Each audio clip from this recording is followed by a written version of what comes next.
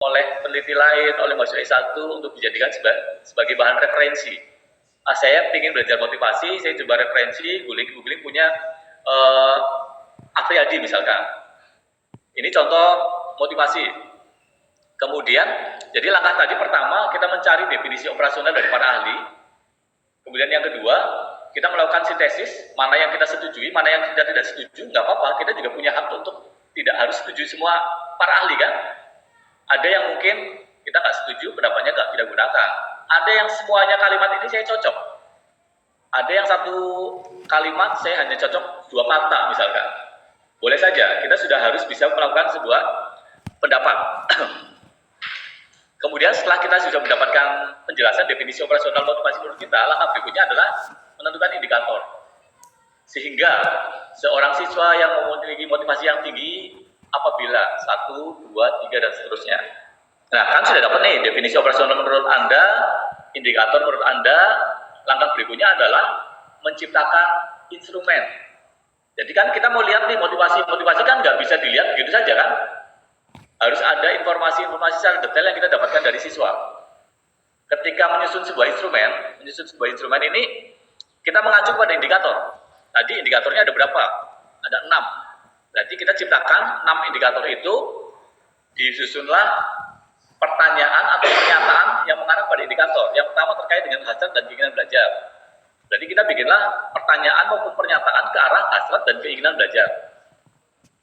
Yang kedua, dorongan dan kebutuhan belajar. Yang ketiga, harapan atau cita-cita.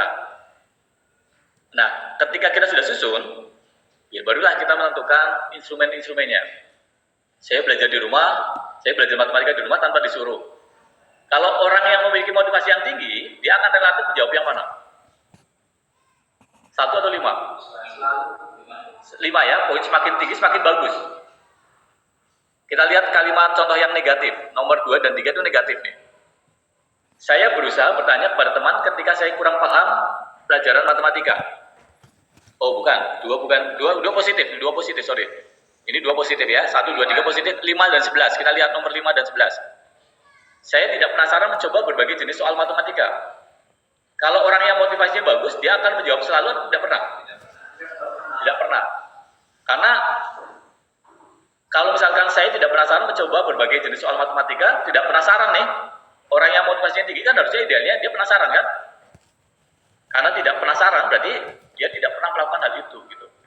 Semakin tinggi skornya semakin baik. Nah, kenapa pertanyaan dengan pernyataan ini positif dengan negatif harus selalu ada? Kenapa? Tujuannya apa? Positif dengan negatif harus selalu ada. Agar responden membaca kan? Coba dibayangkan, mungkin kita pernah mengisi sebuah kuesioner. Saya pernah tuh di bank ada nasabah yang mengisi kuesioner dan dibaca checklist saja. Nah, menghindari seperti itu. Nanti bias kesimpulannya. Kalau hanya checklist saja, itu bias. Makanya ada positif dan negatif agar misalkan pada saat di kelas, nah benar-benar dibaca ya, gitu sama siswa. Nah, benar-benar dibaca ya, ini ada banyak soal pernyataan yang jebakan, yang negatif gitu. Sehingga siswa mau nggak mau harus baca karena positif negatif gitu. Nah, ketika kita sudah menyiapkan instrumen, sudah jadi seperti ini, barulah kita melakukan uji coba.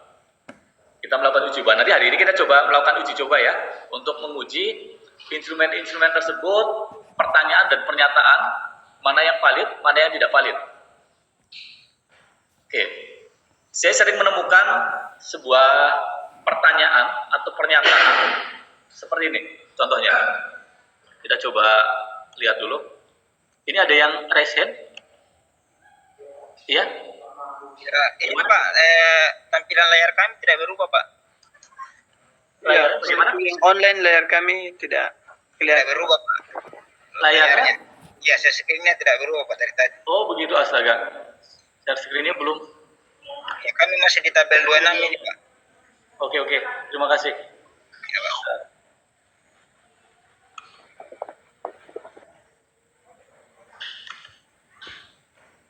Ya, sebelum saya ganti. Oke, tadi mungkin buat mahasiswa, teman-teman yang di luar kota gitu ya, proses dalam kita menentukan sebuah instrumen agar kita bisa tahu secara spesifik kondisi siswa, kondisi di lapangan begitu, langkah pertama kita coba membaca informasi sebanyak-banyaknya dari sumber-sumber yang mempunyai keterkaitan dengan variabel yang akan kita analisis. Kalau kita bicara tentang motivasi, ya kita harus baca tentang definisi operasional motivasi menurut ahli. Kemudian berikutnya misalkan gini, kita berkaitan dengan kecemasan belajar matematika, anxiety ini. Kan banyak siswa yang belajar matematika cemas, tapi kalau di Batam, kecemasan belajar matematika itu rendah. Saya meneliti kecemasan belajar matematika itu rendah. Mungkin berbeda dengan ketika saya waktu SMA dulu, mau belajar matematika agak cemas, takut ditanya gurunya nggak bisa dan lain sebagainya. Sekarang kok rasanya hasil di lapangan saya teliti kok kecemasannya rendah di Batam gitu. Itu bagus atau enggak? Bagus. Bisa bagus, bisa tidak gitu. Indikasinya bisa bagus, bisa tidak. Kalau yang tidak bagus, khawatirnya kita adalah orang yang cuek gitu kan. Bisa nggak bisa terserah. Nanti juga lulus kok gitu kan. Apatis ya. Yang kita khawatirkan itu.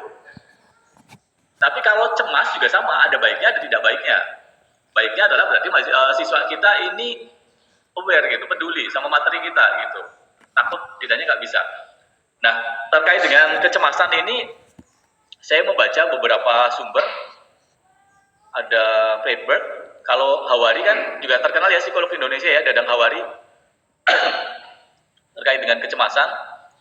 Kemudian Guita dan juga Tan. Dan seterusnya. Mana ini? Kok ngeheng?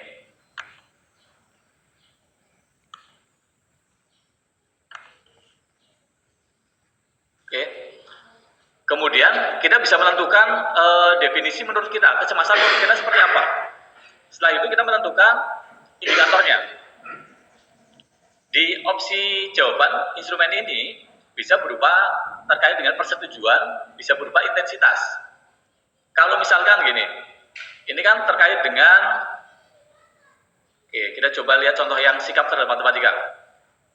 Ada Mensa menjelaskan sikap adalah San Martino, sikap belajar matematika adalah saya nggak setuju pendapat dua pakar tersebut. Kemudian orang Indonesia sikap terhadap matematika, saya ada beberapa yang setuju. Esang menjelaskan Martino dan seterusnya. Hanula juga cukup terkenal ya dari luar. Akinsola mengatakan sikap adalah dan seterusnya.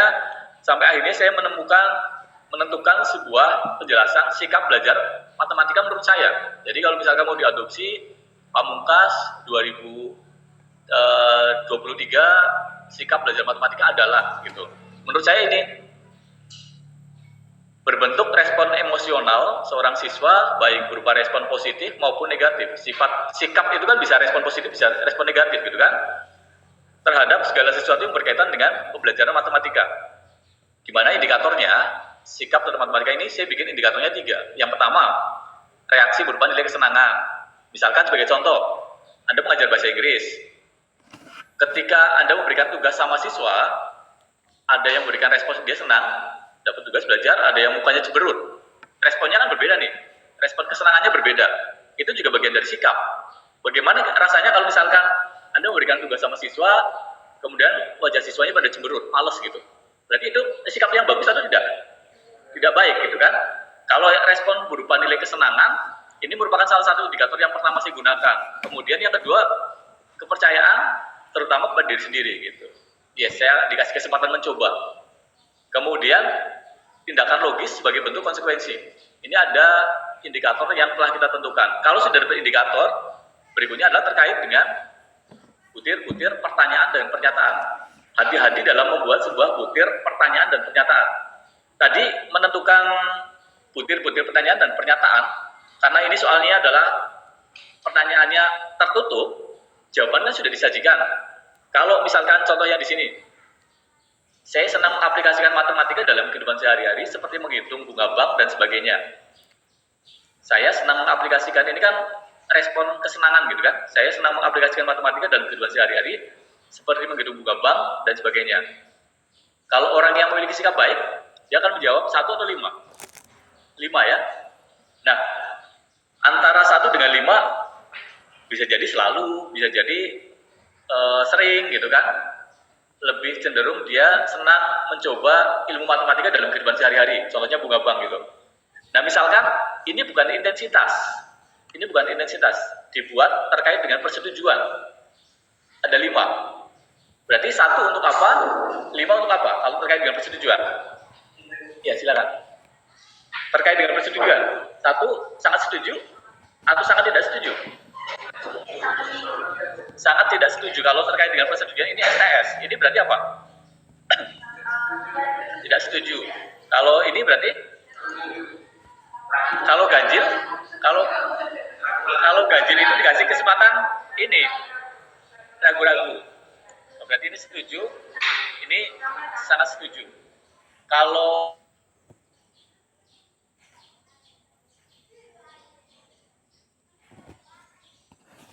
karena tidak pernah dengan jarang. Kalau misalkan skalanya 10 nih, skala 10.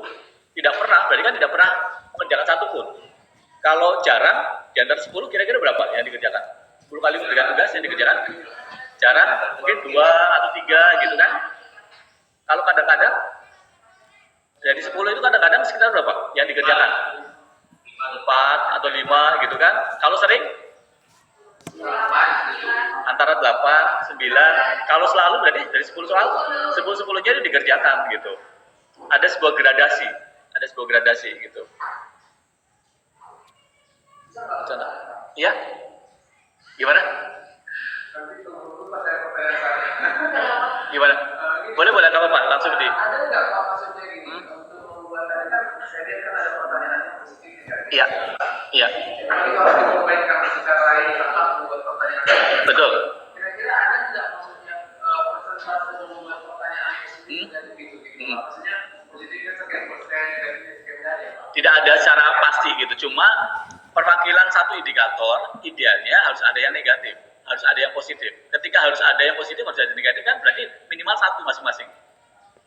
Harus ada gitu, harus ada berarti minimal 1. Tadi kan saya lihat kan Pak, Ya. karena saya menjual yang keringat tadi yang di pertama yang pakai di pertama itu ada yang kosong di negatifnya. Karena ini kan saya lihat di negatifnya ada semua Pak. Ya. Ada tadi yang Ada yang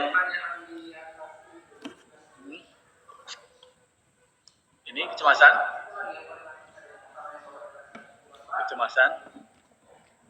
Ini motivasi ada yang kosong. Oke. Tapi dalam penyusunan instrumen harus kita adakan. Kalau misalkan ini kosong bisa jadi berarti soalnya tidak valid. Jadi soalnya tidak valid. Makanya sudah akhirnya ketika diberikan sudah ada. Tapi harus kita siapkan dulu di awal. Ketika kita sudah siapkan, kan langkahnya tadi kita sudah sampai menyusun instrumen nih. Instrumen itu kita uji cobakan dulu. Terkait dengan valid atau tidak. Jadi ada istilah nanti dalam melakukan uji coba tuh ada istilah soal ini harus valid, baik soal sifatnya menguji kognitif maupun non kognitif ya. Ada instrumennya harus valid dan reliable. Oke. Kalau misalkan saya punya pasangan kata nih,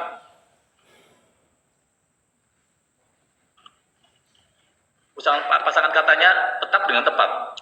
Valid itu tetap atau tepat, reliable tetap atau tepat? Yang mana yang tepat? Yang tetap yang mana? Yang tepat yang mana? Valid tepat atau tetap? Reliable tepat atau tetap? Reliable itu tetap, valid itu tepat. Iya, valid tepat, reliable tetap.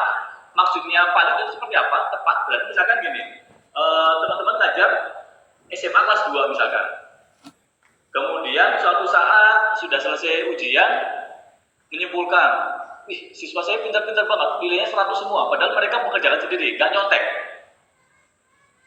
Kemudian temannya tertarik dengan statement tadi. Oh iya toh, jadi berhasil ngajarnya. Coba saya lihat soalnya gitu. Rupanya soal yang diberikan itu adalah soal SMP kelas 1 misalkan. Kesimpulan tadi mengatakan siswa di kelas saya pintar-pintar, nilainya 100 semua, mengerjakan sendiri. Ketika dilihat soalnya, ini soal SMP kelas 1, ini kan SMA kelas 3, kan nggak tepat soalnya. Mengakibatkan kesimpulannya salah gitu. Soalnya nggak tepat, soalnya nggak valid. Nggak cocok diberikan kepada siswa kelas 2 SMA. Atau sebaliknya, siswa SMA kelas 2, ada marah-marah di kelas, nilainya hancur semua kalian gitu. Padahal sudah saya kasih kesempatan buka buku, sudah saya kasih kesempatan diskusi. Ini kenapa gitu? Kok jelek-jelek semua? Rupanya standar soalnya lebih layak diberikan kepada mahasiswa semester 6 misalkan. Jadi bukan karena kondisi siswanya, kesimpulannya juga mengakibatkan kesimpulan yang salah karena instrumennya yang tidak tepat. Makanya harus disesuaikan. Sama seperti penjutaan instrumen seperti ini, kalau jika kita ingin bertanya lebih jauh kepada nasabah perbankan misalkan, jadi memang harus disesuaikan dengan nasabah perbankan. Jangan sampai pertanyaannya lebih cocok kepada orang tua murid misalkan. Harus tepat dulu. Jadi butir demi butir harus kita uji. Tepat tidak nih? Valid tidak nih? Butir demi butir. Ketika kita sudah uji, tepat tidaknya, jawabannya harus reliable. Jawabannya harus tetap. Artinya ketika hari ini ditanyakan terkait dengan kenyamanan transaksi di sebuah perbankan, instrumen ini diberikan lagi nanti sore, jawabannya akan sama. Jadi stabil. Contoh pertanyaan yang reliable begini misalkan, saya tanya pada Anda alumni SMP mana? SMP mana? Mana? SMP negeri berapa? SMP negeri 2 misalkan. Seminggu lagi saya tanya Anda alumni SMP mana? Kan reliable tetap kan? Tapi kalau misalkan gini, pertanyaannya, Anda alumni mana? Hari ini menjawab SMP 2. Saya tanya lagi minggu depan, Anda alumni mana? SMA 1. Kedua jawabannya kan benar. Tapi kan pertanyaannya nggak membuat reliable. Kurang spesifik kan? Dua jawabannya benar loh ini gitu. Jadi jawabannya berubah karena pertanyaannya, karena soalnya. Soalnya yang salah. Harusnya lebih spesifik. Kalau Anda alumni SMA mana, ingin jawabannya SMP mana, ya berarti Anda alumni SMP mana, bukan alumni mana gitu. Jadi yang membuat jawabannya berubah itu bukan kondisi siswanya, tapi karena pertanyaannya kurang spesifik. Jadi tidak reliable akibatnya. Tidak tetap jawabannya, berubah-ubah gitu. Oke, kemudian contoh-contoh. Oh ya, tadi saya mau berikan contoh sering saya temukan terkait instrumen seperti ini.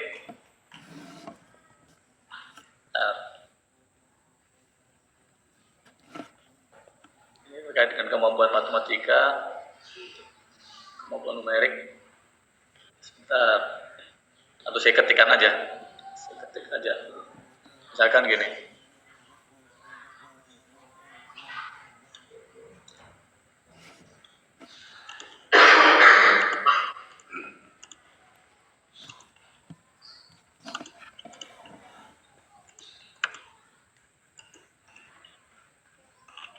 Kita coba cermati pernyataan ini. Ini kan terkait dengan persetujuan ya. Nanti jawabannya adalah 1, 2, 3, 4, 5 berarti 1 sangat tidak setuju. 2 tidak setuju. Karena dari 1 sangat tidak setuju kan? Tidak setuju sampai yang kelima sangat setuju. Kita lihat pernyataan ini. Ada masalah nggak dengan pernyataan? Masalahnya di mana? Betul. Ya. Kesalahan terletak di kata ini. Aman dan nyaman. Aman dan nyaman. Salahnya di sini. Nanti kalau yang budir soal seperti ini biasanya ketika dianalisis menjadi tidak valid. Pernah saya melihat instrumen dengan seperti ini, belakangnya seperti ini.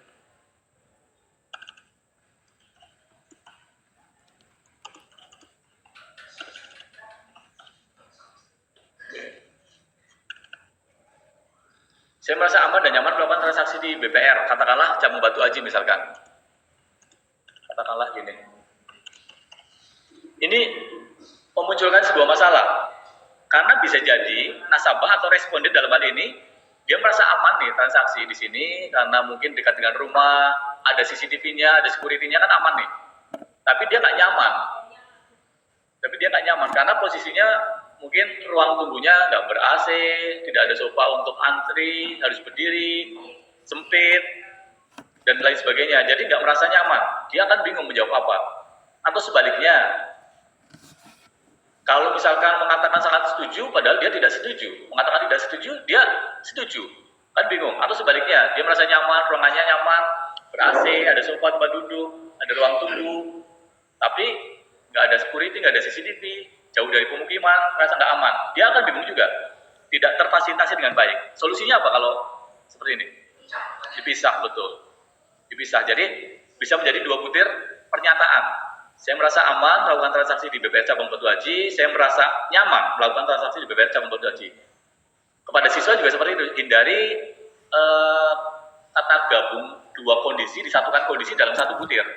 Hindari seperti itu. Jadi ketika kita akan bertanya kepada siswa terkait dengan instrumen yang akan disusun, hindari dua kondisi yang dipaksakan dalam satu butir gitu. Pisahlah, di breakdown aja, dipisah satu-satu gitu. Jadi lebih spesifik. Bisa jadi siswa belajar sama saya nyaman, tapi merasa nggak aman belajar sama saya, ibaratnya gitu. Atau bisa jadi siswa merasa aman belajar sama saya, tapi merasa nggak nyaman. Oke, kalau sudah ke dalam tahapan penyusunan instrumen, jadi dalam prosesnya itu kan kita menentukan sebuah populasi nih. Nanti akan ada sampel yang kita tentukan untuk menguji tinggi rendahnya, bagaimana hubungan dan sebagainya. Nah, untuk menguji hal tersebut, sebelum ke ranah pengambilan kesimpulan itu, instrumen ini kan harus kita uji dulu. Pada saat pengujian instrumen ini, ada beberapa jenis pengujian. Yang pertama secara konten, yang kedua secara kontrak. Walaupun nanti ada phase validity, ada kriteria validity, tapi yang paling lazim digunakan ada dua, yaitu content validity dan contract validity. Content validity dan contract validity. Bedanya apa? Content validity, contract validity. Konten itu, valid tidak validnya ini yang menguji adalah ahli yang di bidangnya. Mengatakan valid tidak valid itu harus ahli di bidangnya. Misalkan kita akan berbicara tentang kemampuan numerik. Soal-soalnya kita susun, karena kita sudah mendapatkan kemampuan numerik apa sih. Kemudian menurut kita kemampuan numerik apa, indikatornya apa, indikatornya perhitungan secara matematis, mampu berpikir logis, ketajaman pola numeriknya paham, kemudian kita susun, soalnya seperti ini. Nah, untuk menyusun soal seperti ini, nanti kalau kita ingin menguji valid tidaknya secara konten, berarti kita harus ketemu dengan ahli di bidangnya. Orang yang pakar di kemampuan numerik, soal ini cocok nggak nih? Misalkan cocok. Pakar yang kedua mengatakan, oh nggak cocok. Harusnya tidak menggunakan bilangan bulat, harusnya pecahan misalkan. Pakar yang ketiga mengatakan apa dan seterusnya. Jadi mengatakan valid tidak valid adalah pakar. Tapi kalau construct validity itu yang diuji adalah responden yang memiliki karakter yang sama dengan sampel. Kalau misalkan populasinya di sini, ini populasi yang besar kemarin, kemudian sampel yang akan kita uji di sini, maka yang akan kita uji sebenarnya sebagai kecil lagi di sini. Tapi masih kelompok populasi yang sama di luar sampel. Kelompok populasi yang sama di luar sampel. Jadi kita akan menguji bahwa instrumen kita tepat tidak, reliable tidak. Tapi bukan dari sampel, di luar sampel. Misalkan gini, saya akan menguji instrumen terkait dengan motivasi mahasiswa pasca. Saya akan menguji mahasiswa pasca yang ada di Unrika misalkan. Tapi instrumen itu saya akan uji secara kontrak dulu. Berarti harus kita analisis dulu kepada mahasiswa pasca, tapi yang bukan yang ada di sini gitu. Bisa jadi mungkin mahasiswa pasca di luar, kita uji dulu motivasi seperti apa. Kalau sudah dapat jawabannya, kita analisis, barulah kita menentukan kesimpulan dari yang kita analisis di pasca sini gitu. Jadi ada konten, ada kontrak.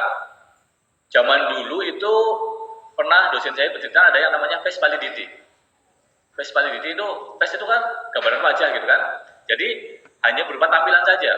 Zaman dulu itu tampilannya, oh ini hurufnya terlalu kecil, dibesarin sedikit, misalkan gitu. Kemudian satu halaman, jangan cuma satu soal, satu halaman dibuat 3 soal, misalkan gitu. Jadi tampilan-tampilan aja, zaman dulu gitu. Kalau yang sekarang ini, secara konten dengan konstruk saja sudah cukup. Nah, pertanyaannya, apakah setiap instrumen itu harus diuji keduanya? Harus diuji keduanya, harus kontrak dengan konten. Apakah harus dua-duanya harus diuji? Jawabannya tidak. Boleh konten saja, boleh kontrak saja, boleh konten dan kontrak. Contohnya misalkan, beberapa waktu yang lalu ada ujian nasional. Kita bayangkan kalau validitasnya adalah validitas kontrak. Yang terjadi apa? Soal UN kan harus valid nih, karena soal UN ini mengukur kemampuan siswa kan? Soal UN harus valid. Ketika mengatakan soal ini valid, berarti harus diuji dulu. Kenapa? Soal UN itu tidak boleh diuji validitasnya dengan cara konstruk. Betul, soalnya bocor. Jadi nanti kalau misalkan ada soal nih, soal matematika 40 nomor misalkan, 40 nomor. Kemudian sudah disiapkan 100 nomor untuk diuji. Diujinya kan, ini kan akan diuji seluruh Indonesia kan? Di seluruh Indonesia. Kemudian secara kontak diujikan kepada anak SMA kelas 3. Sudah tepat belum? Mereka akan cerita itu loh, soalnya ini loh, sama teman-temannya nggak mungkin tidak. Yang terjadi temannya cerita sama temannya lagi, yang jadi bocor gitu.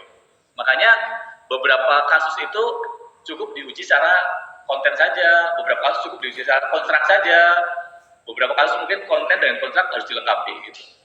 Contoh lagi, yang harus diuji secara konten saja. Tadi, kontrak nggak perlu, atau sebaliknya, cukup kontrak tapi nggak perlu konten. Misalkan kondisinya gini, kita berada di Batam. Katakanlah pakar telematika misalkan, di Batam misalkan belum ada. Kita harus mencari ke kota-kota besar lainnya. Itu kan menjadi sebuah kendala gitu.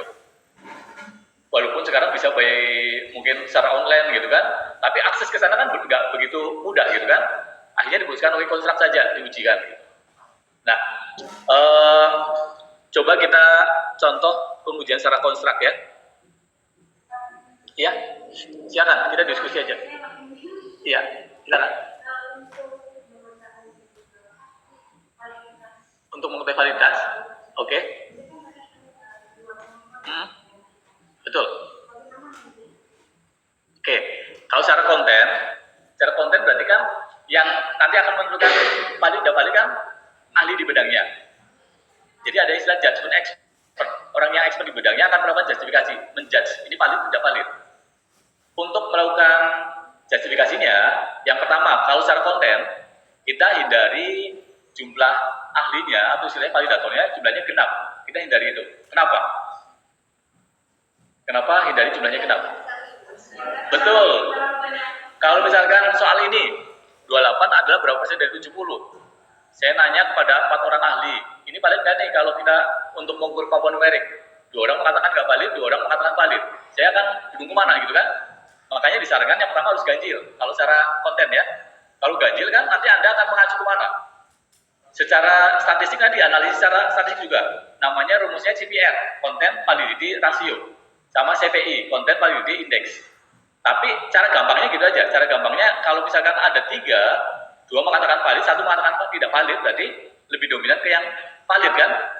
Tapi kalau misalkan daripada 4 mendingan 3 validatornya gitu. Kalau 4, 2 mengatakan tidak valid, 2 mengatakan valid, bingung gitu, jadi ambigu. Tapi kalau 3, kita akan lebih yakin. Walaupun 4 lebih banyak, tapi rupanya lebih meyakinkan 3 gitu. Kemudian kalau secara kontrak, nanti kita cara mengujinya, kan sudah kita ujikan nih kepada bagian kecil di luar sampel kan. Nanti kan kita dapat informasi jawaban-jawaban dari siswa. Kalau jawabannya berupa skala Likert, nanti kita uji namanya adalah korelasi produk momen. Di situ kita akan menentukan, nomor 1 valid, nomor 2 tidak valid, nomor 4 valid dan seterusnya. Yang tidak valid ada 2 alternatif. Mau diperbaiki, diuji ulang, atau dibuang begitu saja. Ya, mau yang tidak valid mau dibuang begitu saja, atau mau kita perbaiki nanti diuji ulang gitu. Kalau misalkan kapan kita membuang begitu saja tanpa memperbaiki, apabila indikatornya sudah ada yang mewakili. Misalkan nih, katakanlah kemampuan numerik, indikator pertama, berpikir perhitungan secara matematis, kedua berpikir logis. Berpikir logis itu nomor 9, 10, 11, 12, 13, 14, 15, 16. Rupanya 14, 15, 16 tidak valid rupanya. Ya sudah, buang begitu aja, karena sudah diwakilin sama 9, 10, 11, 12, 13. Kecuali nomor 9 sampai 16 gak ada yang valid. Kita harus mundur lagi kan. Tadi kan saya sudah mengatakan bahwa kemampuan numerik harus punya kemampuan berpikir logis kan. Kok nggak ada yang buat menilai? Kalau misalkan ya sudahlah saya nggak pakai berpikir logis, dihapus saja. Kan jadi nggak konsisten kan. Bagaimana menunjukkan konsistensi kita? Berarti 3 indikator itu harus ada yang mewakili, meskipun cuma 1. Misalkan nomor 9 saja yang valid, ini tidak valid. Boleh nggak dibuang begitu yang tadi dibuang begitu aja? Boleh aja, tetapi di sini kan proporsinya nggak seimbang jadinya. idealnya berarti beberapa soal itu diperbaiki aja, walaupun agak repot nih, karena mengujikan ulang. Nah nanti pengujian ulangnya saya jelaskan dari rumus dasarnya, kemudian nanti di Excel juga boleh langsung nggak buat, nggak karena hujan ya nanti. Yang boleh tuh berapa? 1, 2, 3. Boleh nanti sambil praktek ya, coba pakai Excel aja dulu. Kalau bisa sekalian download SPSS juga. Nanti kita coba praktek dua-duanya gitu. SPSS yang online juga ya, online kan sudah jelas ada laptop nih. Kalau bisa ditambahkan dengan SPSS gitu. Sambil download. Kita coba lihat contoh soal yang saya ya. Kalau semua PNS bisa nggak mewakili SPSS atau beda? Beda, masing-masing punya kegunaan. Jadi Smart PLS, kemudian yang sering digunakan tuh SEM. SEM itu Structural Equation Modeling dengan Listrel biasanya. Kemudian SPSS, kalau SPSS kan semua jurusan bisa menggunakan. Kemudian IFUS, Minitab, kalau IFUS biasanya untuk finance, keuangan. Yang biasa kita ajarkan ke mahasiswa itu seperti itu, IFUS, Listrel, Minitab, SPSS. Cuma kalau SPSS semua jurusan bisa menggunakan. Terus kalau NVIVO kualitatif ya, bukan ke statistiknya, tapi ke kualitatif. Kalau NVIVO. Oke, saya coba carikan contoh soal dulu. Terus saya kirimkan aja.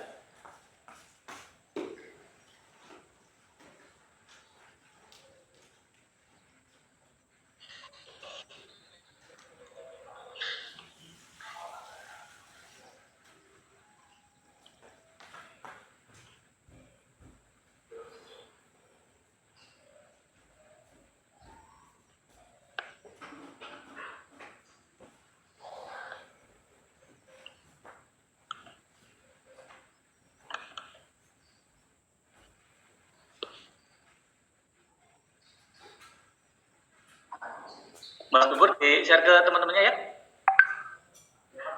Di-share ke teman-temannya. Bentar, saya kirimkan. Oh, nomornya belum saya simpan rupanya.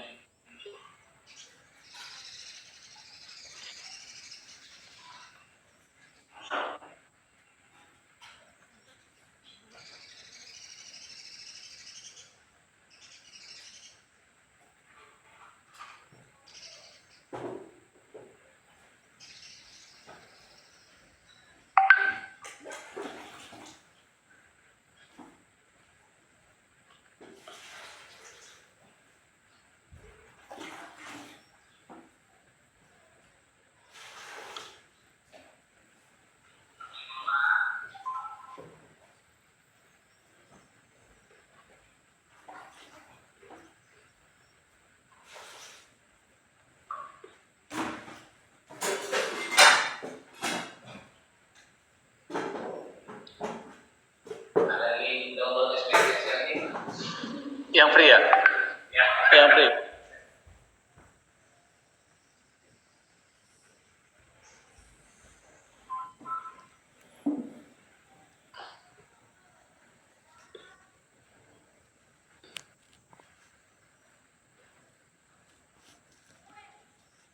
Ini kemarin kerjaan mahasiswa, jadi begini.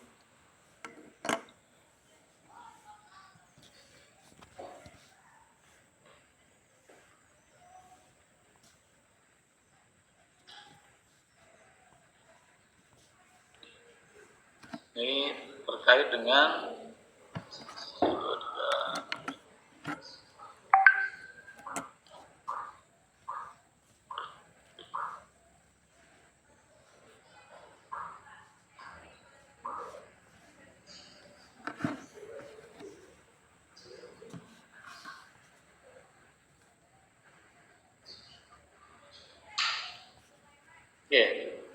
ini contohnya ya. Ini kemarin mahasiswa itu menyusun instrumen body shaming. Cuma instrumennya nggak dikirimkan ke saya. Jadi yang dimaksud dengan body shaming seperti apa? Mahasiswa menyusun, mendefinisikan menurut para ahli body shaming adalah kemudian menurut mahasiswa ini dan kelompok itu mengatakan body shaming di lingkungan sekolah adalah kemudian dengan indikator seseorang yang menerima body shaming jika diperlakukan mungkin penghinaan secara fisik, secara verbal, ada beberapa indikator kemarin dijelaskan sama mahasiswa. Sudah menjelaskan body shaming menurut dia, kemudian indikatornya, kemudian menyusunan sebuah instrumen. Instrumen kita cek. Saya quality control untuk ngecek untuk statement per statement, pernyataan dan pertanyaan. Kemudian silakan diuji cobakan kepada mahasiswa. Hasil uji coba kepada mahasiswa diperolehlah seperti ini. Kita akan melihat valid tidaknya butir-butir soal. Jadi di sini ada jumlah respondennya adalah 57. Jumlah respondennya 57 dengan butir soalnya adalah 15. Nah, kita akan menguji dari 15 butir soal itu berapa soal yang valid, berapa yang tidak valid. Oke, prosesnya begini. Kita akan membandingkan nilai R hitung dengan R tabel. Kita akan membandingkan R hitung dengan R tabel. Jadi, R hitung rumusnya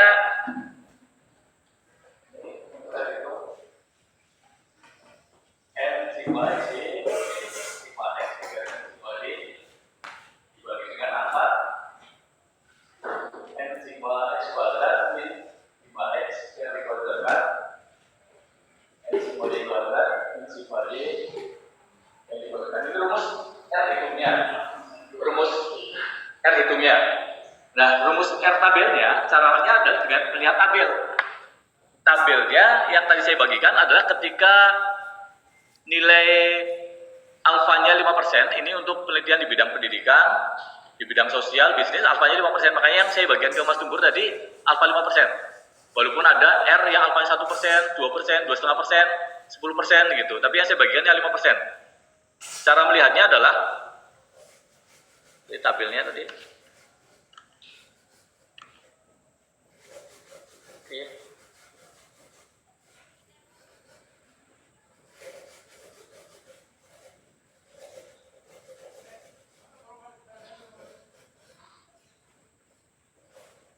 Ini harusnya DF bukan N. Sama 0,997.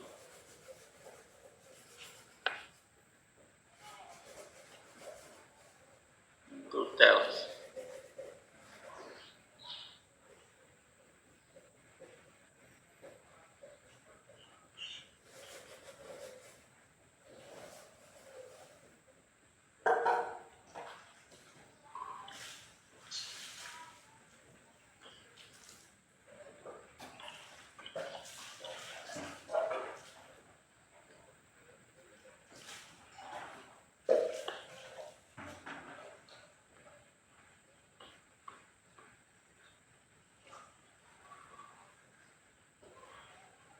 Oh, yang di Zoom saya ganti dulu ya ininya.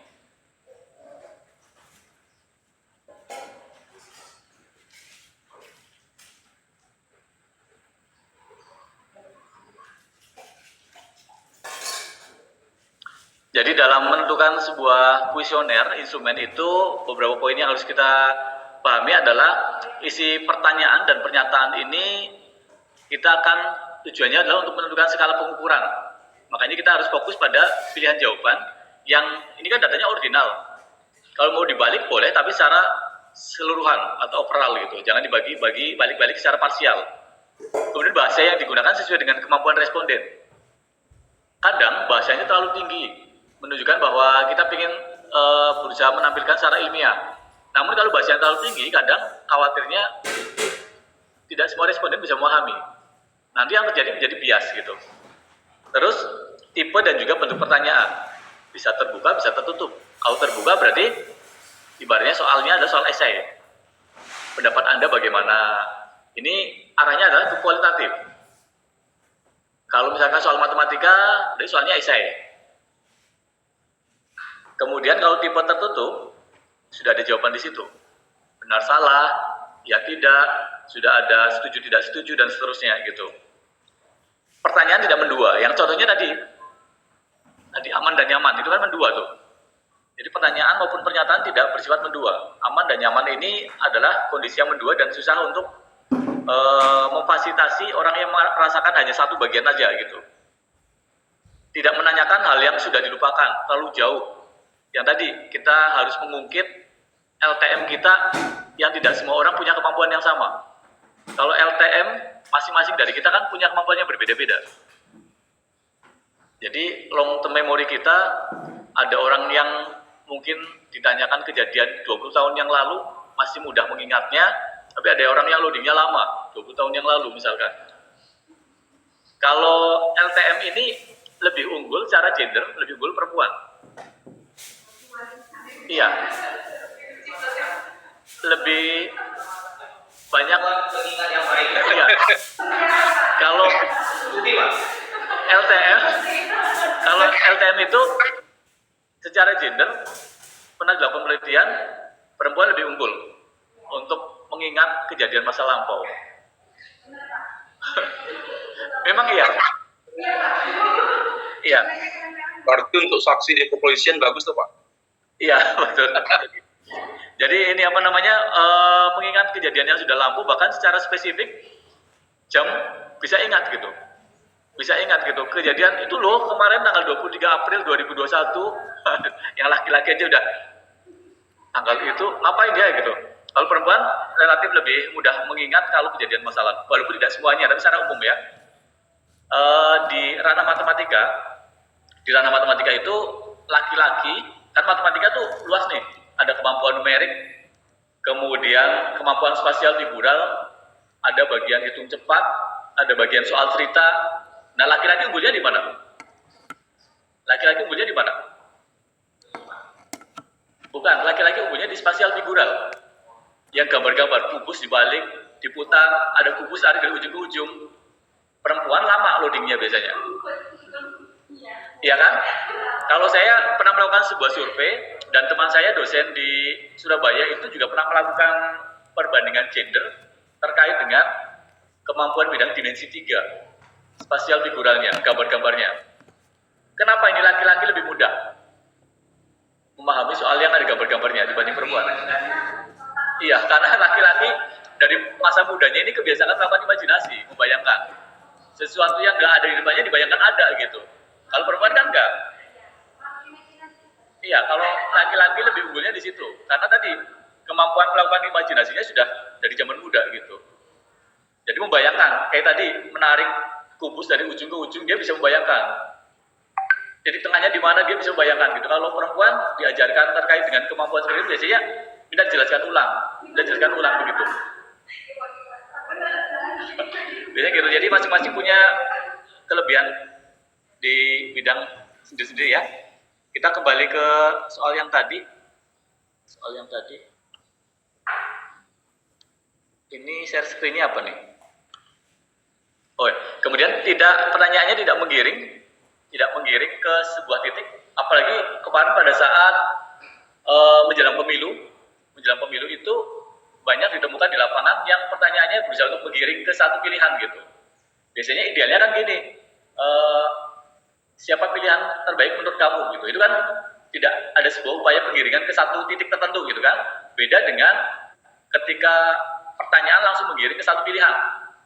Jadi di sebuah instrumen yang kita siapkan ini idealnya memang tidak menggiring ke satu jawaban tertentu. Contoh misalkan terkait intensitas. Contoh yang terkait dengan intensitas seperti ini misalkan. Contoh yang menggiring ke opini tertentu. Kita harus menghindari. Oh iya ya, nggak apa-apa. Ini aja sudah satu pertanyaan aja.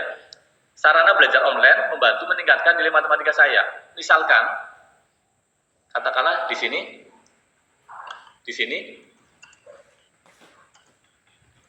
saya setuju bahwa sarana belajar online membantu meningkatkan nilai matematika saya. Ini kan sudah menggiring orang untuk setuju kan? Jadi kita harus menghindari. Atau sebaliknya, misalkan contohnya gini, saya sering bangun pagi untuk mengalokasikan waktu belajar sebelum berangkat sekolah. Sudah menggiring apa nih? Mengatakan sering kan? Sudah menggiring mengatakan sering gitu. Jadi kita dihindari untuk menggiring ke satu jawaban tertentu gitu. Kemudian panjang pertanyaan diusahakan juga singkat, jangan terlalu panjang, dengan bahasa yang mudah dipahami. Urutan pertanyaannya juga spesifik, dan juga prinsip pengukuran. Kalau wawancara terstruktur, sudah jelas ya, kita coba langsung ke uji validitas secara konstruk dulu. Ya, izin Pak, share screen-nya tidak berubah lagi Pak. Share screen-nya nggak bergerak ya? Iya. Oh, kenapa ya? Oh, ke klik pause ya?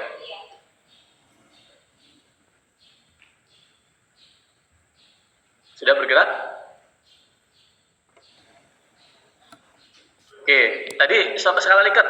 Skala likat itu yang seperti apa? Diambil charger dulu. Tadi contoh yang banyak saya berikan itu ada skala likat yang dibagi menjadi 3 atau lebih. Kalau hanya dibagi menjadi 2, itu biner. Katanya biner. Ini kan sangat setuju ini skala likat. Skala likat. Kalau Anda pernah lihat skala likat paling panjang dibagi menjadi berapa? Yang Anda pernah lihat? 9 ya? Paling banyak 5. Kalau misalkan 6, jarang lihat gitu. Kalau 6 berarti tengahnya ragu-ragu dihilangkan. Jadi sangat-sangat setuju. Sangat setuju. Setuju. Tidak setuju. Sangat tidak setuju. Iya, sangat-sangat tidak setuju gitu kalau 6. Nah, yang 2 tadi maksudnya adalah skala Goodman. Ya tidak, benar salah, positif negatif. Checklistnya hanya 2, setuju tidak setuju. Itu skala Goodman. Kalau semantik diferensial ini responden dikasih kesempatan memilih sendiri, mengukur sendiri. Contohnya gini misalkan, murah dengan mahal. Kasih batas murah dengan mahal. Saya ngasih nilai berapa ya? 5, 4, 3, 2, 1 gitu. Dikasih kesempatan responden untuk berpikir. Jadi misalkan, baju yang saya beli berharga murah misalkan.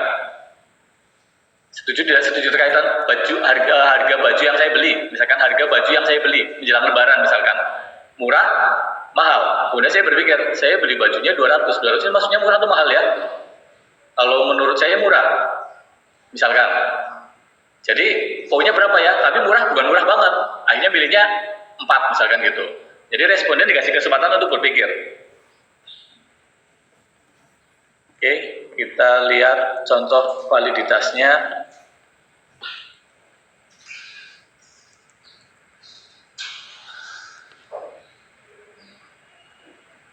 Setelah ini kita hitung bersama-sama ya. Jadi kita sudah membahas terkait dengan variabel-variabel. Ini contoh kalau ada harga, ada iklan, ada penjualan gitu ya. Pasangan-pasangan data, pemasukan, pengeluaran.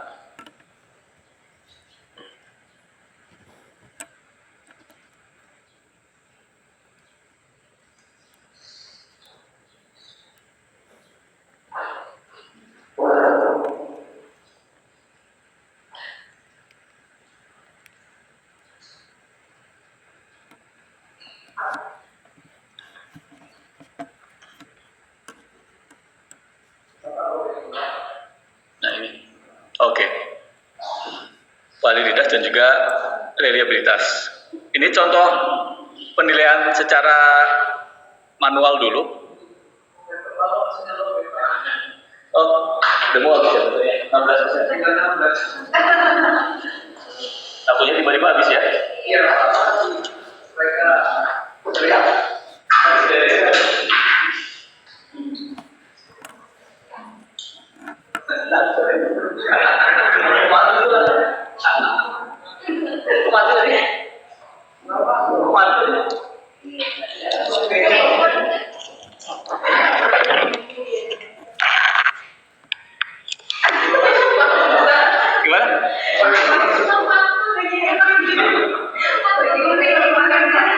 Ada yang ngemilikin.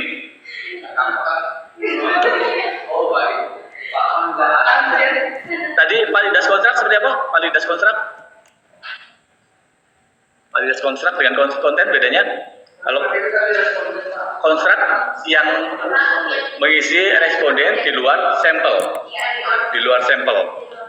Kalau konten Yang menguji adalah ahli di bidangnya. Ini contoh untuk validitas secara konstruktif. Jadi kita bagian kepada responden. Ini rumusnya yang saya tuliskan di sana. N sigma x y min sigma x dikalikan sigma y dibagi akar N sigma x kuadrat min sigma x yang dikuadratkan dikalikan N sigma y kuadrat min sigma y yang dikuadratkan. Oke, contoh respondennya seperti ini. Misalkan ada 10 responden namanya Alvin, Nia, Dea sampai dengan Ilham. Kemudian 10 butir soal yang diisi terkait dengan skala Likert. Diperolehlah si Alvin menjawab nomor 1 dengan jawaban 2, nomor 2, 2 dan seterusnya, nomor 10, 3. Total jawaban Alvin adalah 30. Sementara Nia nomor 1 dia menjawab 2 dan seterusnya sampai nomor 10 menjawab 3. Totalnya adalah 27. Ini X1-nya 2, 2, 2 dan seterusnya. Y-nya ini 30, 27, 31 dan seterusnya. Jadi kita akan menentukan, memasukkan ke dalam rumus tadi. Kalau secara manual kita memasukkan rumus tadi, berarti kita akan menambahkan informasi X1 kuadrat, Y kuadrat, dan X dikalikan Y. Tadi datanya kan yang nomor 1, 10 responden jawabannya ini nih. Dari atas ke bawah. 2, 2, 2, 2 sampai yang terakhir 3. Y-nya 30, 27 sampai yang terakhir 27. Kita masukkan ke sini. 2, 2, 2 yang terakhir 3. Y-nya 30, 27 terakhir 27. X1 kuadrat berarti X yang dikuadratkan 2 menjadi 4, 2 menjadi 4, yang terakhir 3 menjadi 9. Demikian juga Y kuadrat 30 menjadi 900, 27 menjadi 729. X1Y berarti perkalian antara X dengan Y. 2 dengan 30, 2 dengan 27, yang terakhir 3 dengan 27. Diperolehlah ini. Dimasukkan ke rumus. Tadi rumusnya N sigma XY. N adalah banyaknya responden. Banyaknya responden ini ada berapa? 10 dikalikan sigma XY. Sigma XY-nya 700. Dikurangi sigma X dikalikan sigma Y. Sigma X-nya berarti ini 24, sigma Y-nya 291. Dibagi dengan akar N sigma X kuadrat. N-nya tadi berapa? 10, sigma X kuadratnya berarti 60. Dikurangi sigma X yang dikuadratkan. Tadi sigma X-nya 24. 24 dikuadratkan 576. Kemudian berikutnya N sigma Y kuadrat. N-nya 10. Sigma Y kuadratnya 5497. Ini. Dikurangi sigma Y yang dikuadratkan. Sigma Y-nya berapa? 291. Dikuadratkan. Dapatlah 84681. Tinggal dihitung, diperolehlah hasil ini 0,02. Demikian juga nomor 2. Nomor 2 juga sama dengan ini, cuma X1-nya diganti dengan X2. 10 responden. Otomatis X-nya berubah. Karena perkalian X dengan Y-nya berubah. Dan seterusnya. Nanti langkah berikutnya kita akan membandingkan dengan melihat R tabel. Nah, kita lihat yang di sini R-nya 0,6319. Cara mencarinya bagaimana? Berarti kita lihat tabel. F di sini adalah N kecil dikurangi 2. N itu banyaknya responden. Respondennya ada berapa? 10 kurangi 2, 8. Berarti kita lihat dari atas ke bawah, 8. Dilihat alfanya 0,05 atau 5%. Dapatnya 0,6319. Nah, di tabel yang tadi saya bagikan, yang namanya tabel R produk momen, tabel produk momen. Oke, kan 0,6319 nih. Tapi di sini kan ada alfa 0,1, 0,05, 0,02 dan seterusnya. Yang tabel yang saya bagikan di sini, tabelnya udah langsung 5% semua. Caranya juga sama. Ini bukan N besar nih, harusnya ada DF harusnya. Ini harusnya DF. DF itu adalah sampel dikurangi 2. Sampelnya kan 10, dikurangi 2, 8. Jadi kita lihat dari atas ke bawah 8. 0,632. Kan sama. 0,632. Itu adalah R tabelnya. R tabelnya. Kalau R tabelnya 0,632, kita bandingkan dengan R hitung. Kalau R hitungnya lebih besar dari R tabel, berarti butir itu valid. Kalau R hitungnya lebih besar dibanding dengan R tabel, berarti butir soal tersebut valid. lebih besar atau sama dengan, misalkan sama-sama 0,632, berarti valid. Kalau R hitungnya kecil atau negatif, berarti tidak valid. Paham ya? Contoh yang ada di sini tadi, contoh yang ada di sini kan 0,02 dibandingkan dengan 0,6319. Berarti soal nomor 1 ini tidak valid. Butir soal nomor 1 tidak valid. Jadi nanti jangan dilibatkan dalam penelitian. Soalnya nggak tepat nih. Bisa dipahami? Sekarang kita lihat tabel. Penelitian kita melibatkan siswa untuk menguji instrumen kita. Instrumen kita dibagikan kepada 50 siswa. Kemudian kita akan lakukan analisis. Dengan mengambil alfa 5%, maka berapakah nilai R tabelnya? Berapa nilai R tabelnya? 50 siswa kita bagikan. Iya. Jadi R tabelnya berapa? R tabelnya jadi berapa? 50 siswa kita bagikan. Jadi kita sudah bikin instrumen nih. Instrumen ini sebelum nanti kita akan uji dalam kesimpulan, kita uji cobakan dulu instrumen ini sudah tepat belum? Diberikan kepada 50 siswa. 50 siswa untuk menguji paling tidaknya per butirnya. Nah, pertanyaannya R tabelnya berapa? 0,273. 0,279. 0,29 karena DF-nya adalah N dikurangi 2. DF-nya adalah N dikurangi 2. Cara menentukan kayak tadi. Tadi kan responnya ada 10 nih. Responnya ada 10, maka kita ambil di sini 8. Kita ambil di sini 8, sehingga ambil 5%, 0,632. 6319 gitu. Kalau ini kan tabelnya hanya singkat nih, yang di buku kan. Tabelnya singkat, tapi contoh tabel yang panjang, saya khususkan nilai R saja. Ketika 8, ini 0,632. 0,6319 kan diambil 3 angka dibilang koma, 0,632. DF-nya 8. Nah, kalau tadi barusan contoh soal yang responnya 50, berarti DF-nya 48. Kita lihat 48 di sini, karena di sini alfanya sudah 5% semua, dapatlah ini 0,279. Misalkan butir 1 0,34, berarti valid nggak? Valid nggak? 0,34 valid nggak? Valid. Nomor 1. Misalkan nomor 2 misalkan minus 0,73. Tidak valid. Valid. Tidak valid karena negatif. Negatif kan sudah jelas kurang dari 0,29 kan? Nomor 2 tidak valid. Nomor 3 misalkan 0,888 valid nggak? Valid. Karena lebih besar dari nilai tabel. Nah, kita coba menghitung dengan Excel. Kalau ini kan rumusnya panjang nih. Kalau untuk ikut-ikut gini agak-agak keriting nanti. Kita ngitung dengan Excel menggunakan rumus. Saya coba share screen-nya, saya rubah ya. Share screen-nya saya rubah Excel.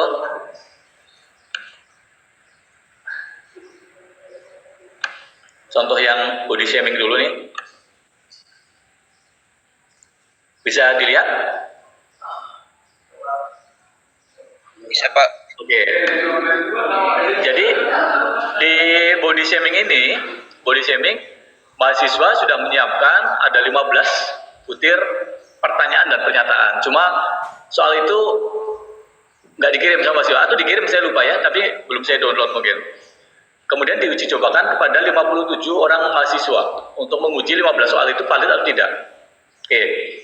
Langkah pertama, kita mencari R hitung dengan R tabel dulu. R tabelnya dulu boleh. R tabelnya berapa? Hasilnya 0,261. Oke, ini 0,261. Jadi R tabelnya adalah 0,261. Oke. Saya gunakan ini aja, copy paste aja. Ini ya.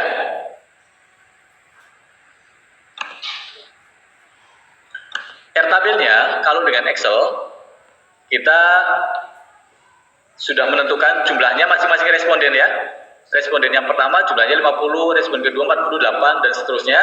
Cara menentukannya dengan cara Excel biar langsung satu langkah selesai tanpa menggunakan rumus itu. Rumusnya namanya adalah Carl-Pearson. Tulisannya Pearson gitu, Pearson. Jadi sama dengan, saya perbesar biar nampak, sama dengan Pearson. Pearson. Pearson. Pearson. Oke. Pearson. Array 1 itu adalah jawaban nomor satunya. Nomor 1 oleh 57 responden. Kita tarik dari atas ke bawah. Ya, Pearson, bukan kurung, jawaban responden nomor 1 oleh responden ke-1 sampai dengan ke-57. Responden ini kan ada 57 orang siswa kan? Kemudian koma, sesuaikan dengan perintah di situ. Kadang mungkin laptop Anda jadi koma, punya saya koma, masukkan array 2.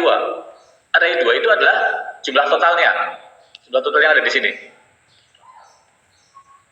Ini array 2-nya. Totalnya 50 sampai dengan terakhir jumlahnya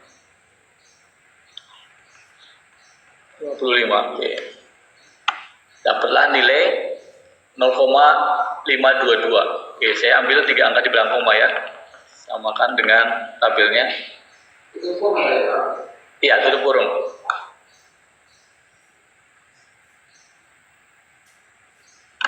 Saya ambil 3 angka di belakang koma, oke.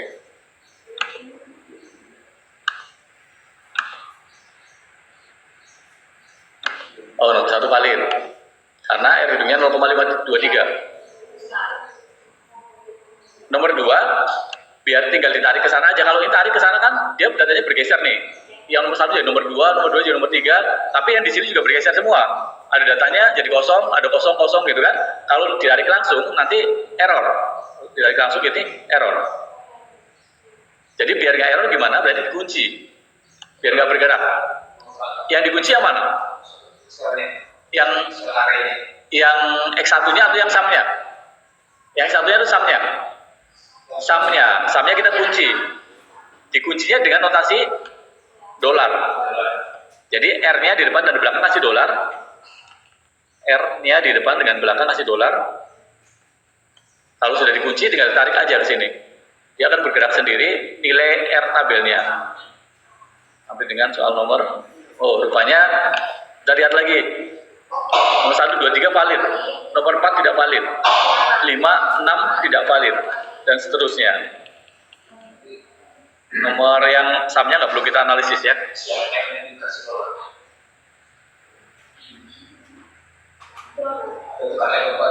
Gimana? Iya. Biar nggak bergerak kan? Biar nggak bergerak. Jadi ternyata dari 15 itu ada 1, 2, 3, 4 yang tidak valid. Tersisa 11 yang valid.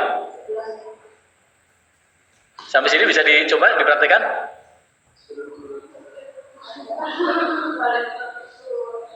Bisa? Atau nanti coba laptop pakai saya?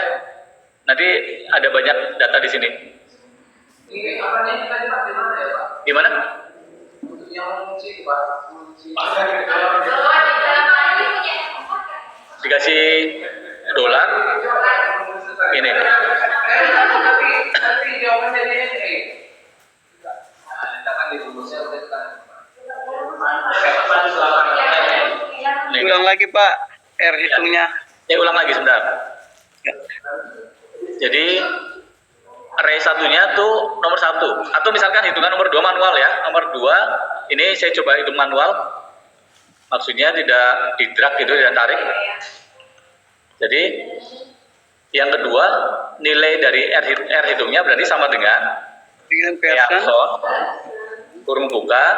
Berarti nomor 2 kita lihat jawaban dari responden pertama sampai dengan responden ke 57. Oke, ini responden 1 sampai 57. Kemudian perintahnya array-nya koma. Dimasukkan sum-nya, jumlahnya. Nah, setelah ada langsung itu, nanti tekan F4 langsung jadi itu.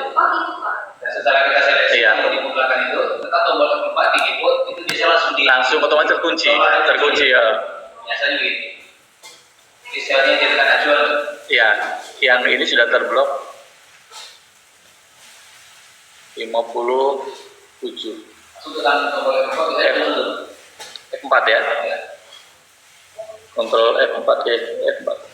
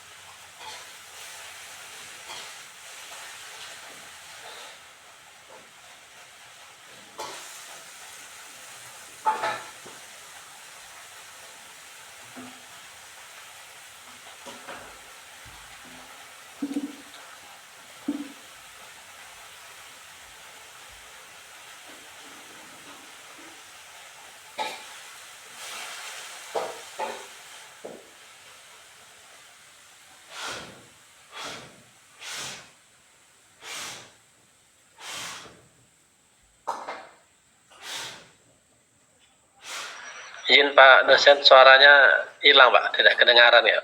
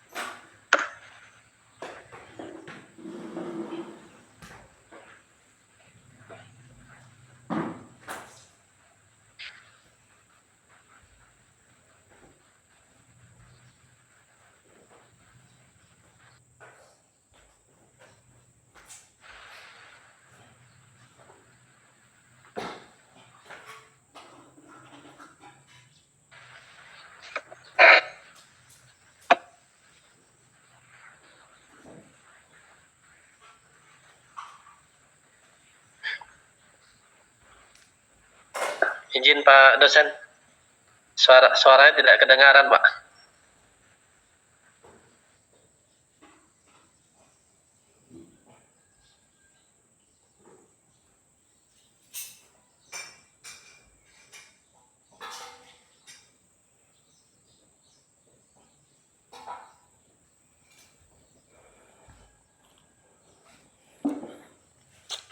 Suaranya tidak kedengaran.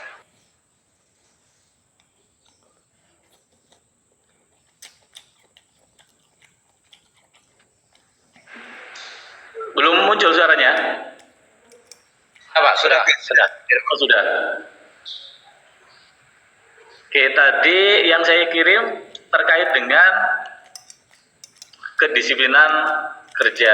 Oke, kedisiplinan kerja ini juga sudah disiapkan oleh mahasiswa. Jumlah soalnya 24 butir. Udah saya kirim ya, Mas ya? 24 butir soal. Respondennya 28.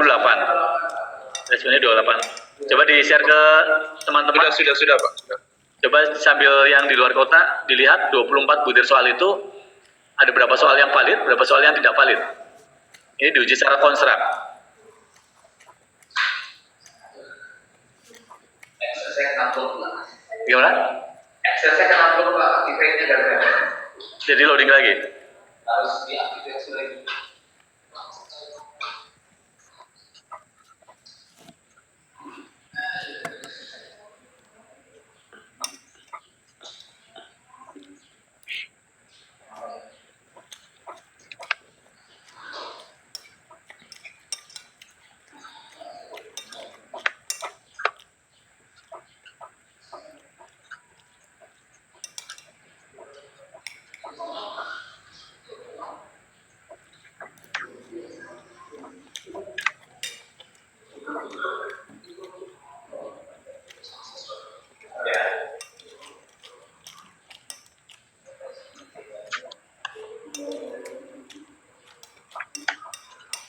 Kita jam 12 break dulu ya.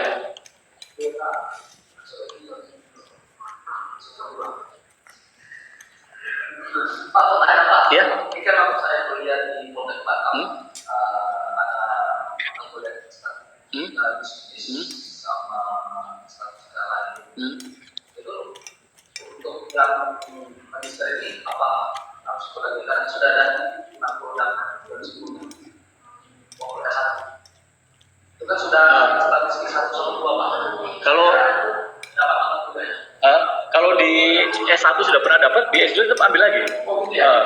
Kecuali S1 dikonversi ke S1, S2 dikonversi ke S2 gitu. Atau RPL. Beda Pak ya? Materinya beda. Materinya beda. Karena sudah Namanya beda. Ini udah 9 tahun yang lalu Pak. Sudah tua. 9 tahun ya? 9 tahun Pak. 2015. Udah. Lama juga, tak terasa. Udah 2 kali Pak. Ada 6 SKS kalau nggak salah Pak ya? Iya, 3. Ya, 3 SKS. Bagaimana? 28 responden, 24 bener soal, ada berapa yang valid, berapa yang tidak valid? Ada beberapa caranya ini Pak, maksud saya ini Pak, supaya kita gimana caranya supaya lebih mudah Pak melihat mana yang orang buat supaya lebih gampang melihat poin terbaru gitu.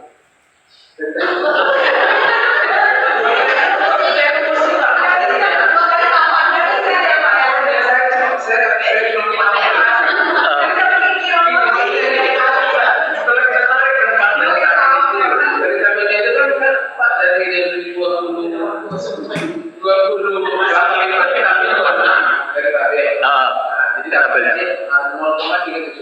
0,374 tabelnya. Maksud saya kan itu sudah masuk ke rumus dari gua di bawah tuh dan itunya. Tidak menurut saya langsung kita lihat oh ini kira-kira langsung yang kepala itu masuk saya dan itu.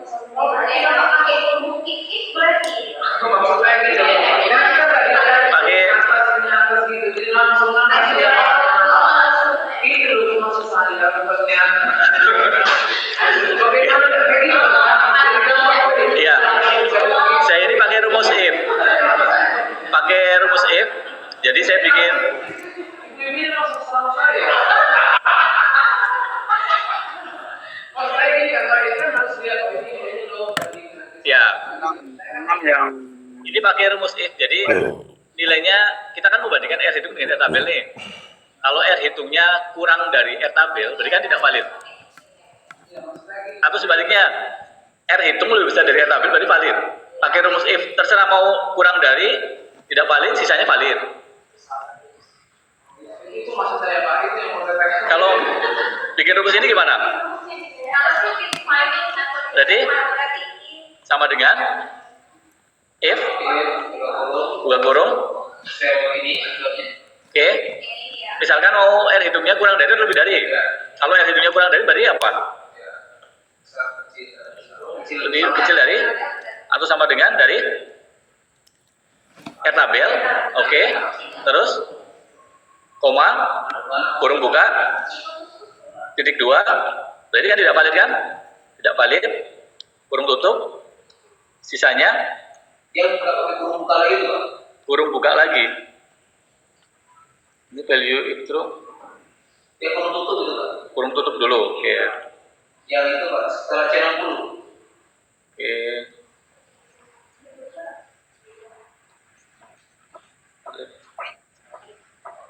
Itu errornya itu. Valid. Bagus saya. Iya. Pakai rumus. Oke. Kalau misalkan ini yang dibalik, berarti misalkan ini kan C59 kurang dari sama dengan 60 kan? Kalau misalkan lebih dari. Berarti tandanya sini dibalik. Kalau lebih dari kan valid. Kelihatan, Pak. R hitungnya lebih besar dari R tabel, berarti kan sini valid. Sisanya berarti sini yang TV.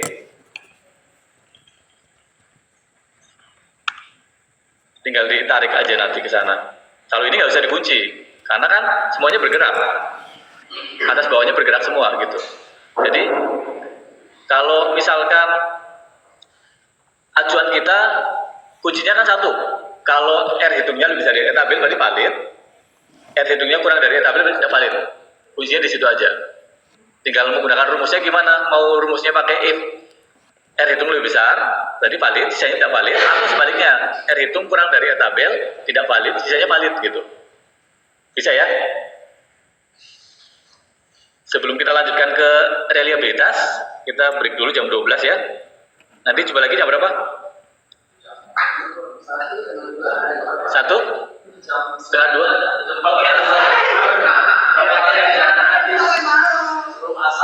Jam 1 aja ya, biar nggak terlalu sore kita pulangnya. Iya. Sama ini kalau mau dicoba ada yang sudah dapat hasilnya. Mau coba pakai laptop saya. Iya, kita break dulu ya. Nanti kita lanjutkan lagi. Oke, saya kurang tahu saya. Saya matikan dulu ya Zoom-nya. Nanti kita jam 1 jumpa lagi. Jam 1 berarti jam 3 sore waktu Indonesia Timur ya. Baik Pak. Terima kasih, sampai jumpa 1 jam mendatang.